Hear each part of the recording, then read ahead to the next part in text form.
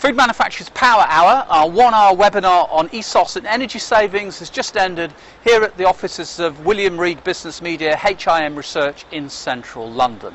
What key messages would the webinar speakers take away with them today? I'm Mike Stones for Food Manufacture, and first up we'll hear from Richard Clothier, MD of White Farms.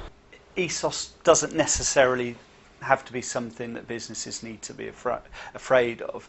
I think if it encourages people to maybe embrace it and get an energy audit, then they may be stimulated by the savings that can be taken. I think if businesses can do that and they can see the savings to be had, then they might not be quite as concerned about it as they were maybe before. Richard, was it cost savings alone that inspired your green journey? Most manufacturing guys, it usually is cost saving which will stimulate them on that journey, and we've found that, you know, the green and sustainable route doesn't have to cost more. In fact, in most cases it saves a considerable amount of cost, and that approach can unlock cost savings that you wouldn't necessarily find it just approaching it from a good manufacturing practice point of view.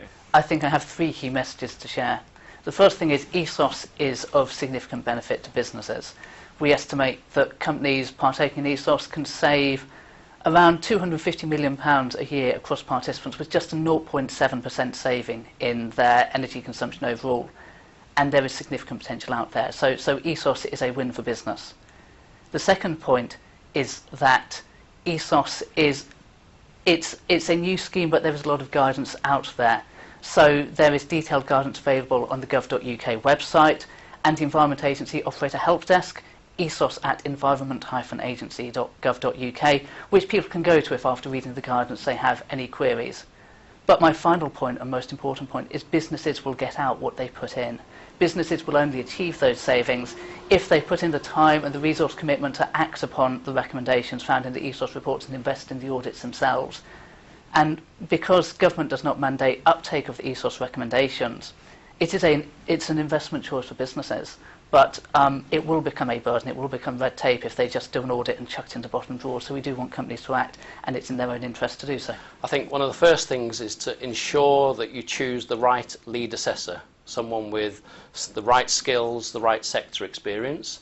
I think another aspect, as per the presentation, was that now is the time, probably over the next 2 months, to consider ISO 50001 and if this may be a route to compliance for ESOS for you.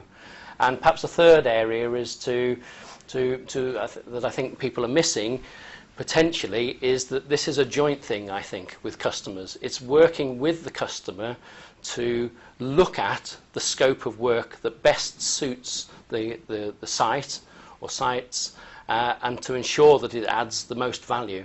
Jez Rutter, thank you very much. And thank you too to Richard Clothier from White Farms and Martin Adams from Government.